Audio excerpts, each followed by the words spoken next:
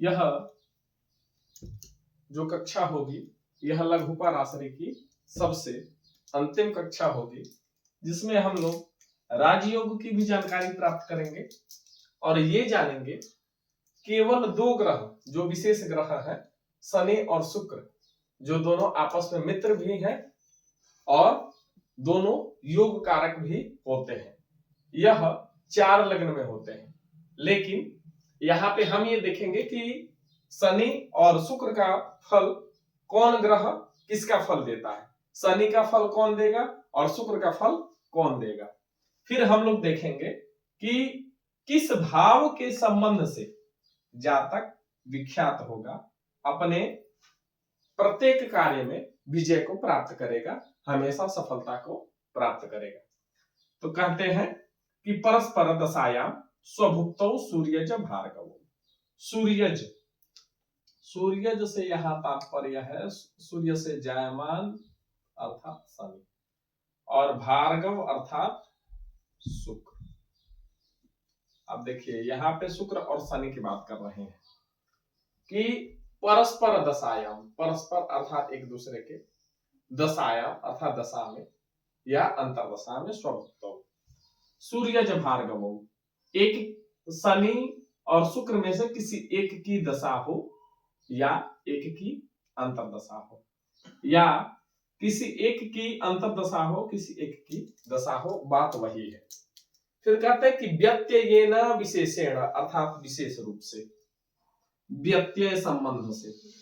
अब व्यत्यय संबंध का तात्पर्य हम क्या लेंगे, यहां इनके बीच किसी प्रकार का संबंध ना हो उसकी बात नहीं कर रहे हैं, और यहां संबंध का तात्पर्य है कि दिशंति स्वदशा फलम, अपने दशा का फल कैसे देते हैं।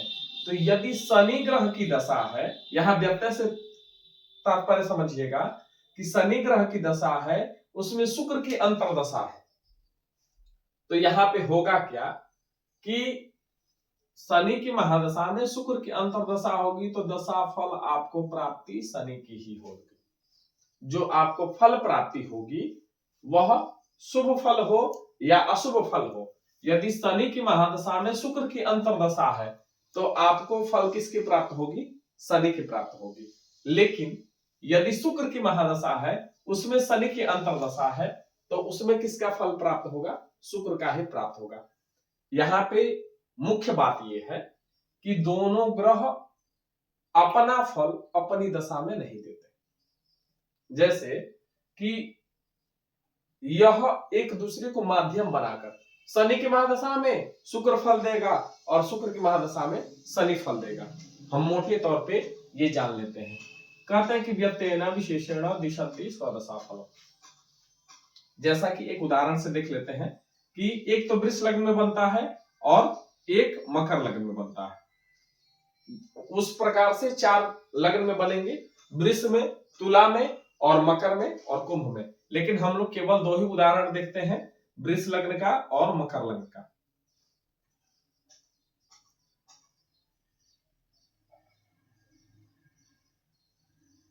यहां पे देखिए शनि 9 मेष भी है और शनि 10 मेष भी है। ये क्या हो गया, शनि योग कारक हो गया। अब शनि योग कारक हो गया तो जो फल प्रदान करेगा वह फल कैसा होगा, वह योग कारक फल वह कब प्रदान करेगा, यदि शुक्र से वह संबंध करता है। तो शनि की महादशा में शुक्र की जब अंतरदशा आएगी तो शनि अपना योगकारी फल ही प्रदान करेगा। माध्यम शुक्र को बनाएगा लेकिन फल को प्रदान यही करेगा। उसी प्रकार से जब यहां पे मकर लग्न की बात कर लेते हैं, 12 1 2 3 4 5 6 7 8 9, यहाँ पे आप शुक्र को देख सकते हैं, शुक्र योग कारक हो रहा है। यहाँ पे पंचमेश और 10 मेष होकर शुक्र योग कारक हो रहा है। तो शुक्र की महादशा हो संबंधित शनि की अंतरदशा हो तो इसमें होगा क्या, शुक्र का जो फल होगा वह शनि प्रदान करेगा और शनि का जो फल होगा वह शुक्र प्रदान करेगा। लेकिन अब आगे कहते हैं कि कर्म लग्नाधि नेतारा वन्योन्याश्रय संस्थितौ राजयोगाविति प्रोक्तम विख्यातो विजयी भवेत्। कहते हैं कि कर्म लग्नाधिनेता, यहाँ पे नेतारऊ होगा अलग अलग जब करेंगे तो, और अन्योन्याश्रय संस्थित होगा। ठीक है, अन्योन्याश्रय से स्थित हो अर्थात एक दूसरे की राशि में स्थित हो। कर्म लग्नाधिनेतारऊ अर्थात कर्मेश, कर्मेश अर्थात दशम भाव का जो स्वामी है और लग्न का जो स्वामी है, अन्योन्याश्रय संबंध से एक दूसरे के स्थान में स्थित हो, तो ये क्या हो जाएंगे, राजयोग ये प्रदान करने वाले होंगे। अब कैसे होंगे, ये जो ग्रह होंगे वह अधिपत्य दोष से युक्त होते हुए भी शुभ फल को ये प्रदान करेंगे, क्योंकि कर्मेश और लग्नेश का जो संबंध होगा वह योग कारक होगा, और इसमें जिस किसी भी जातक का जन्म होगा वह विख्यात होगा, यह विजयी होगा। अर्थात अपने प्रत्येक कार्य को सामान्य रूप से, अर्थात ये हम कहें कि सरलतम रूप से वह संचालित करने में, पूर्ण करने में हमेशा सफल होगा। इसी प्रकार से एक और श्लोक आएगा, अगला श्लोक, कि धर्म लग्नाधिनेतारौ अन्योन्याश्रय संस्थितौ राजयोगाविति प्रोक्तम विख्यातो विजयी भवेत्। वहां पे धर्म की बात करते हैं, तो धर्म से नवम भाव है, जैसे कि पीछे हम लोग ये जान ही चुके हैं कि केंद्र और त्रिकोण का जो संबंध होगा वह शुभ फल को ही, अर्थात योग फल को, योग कारक फल को ही प्रदान करने वाला होगा।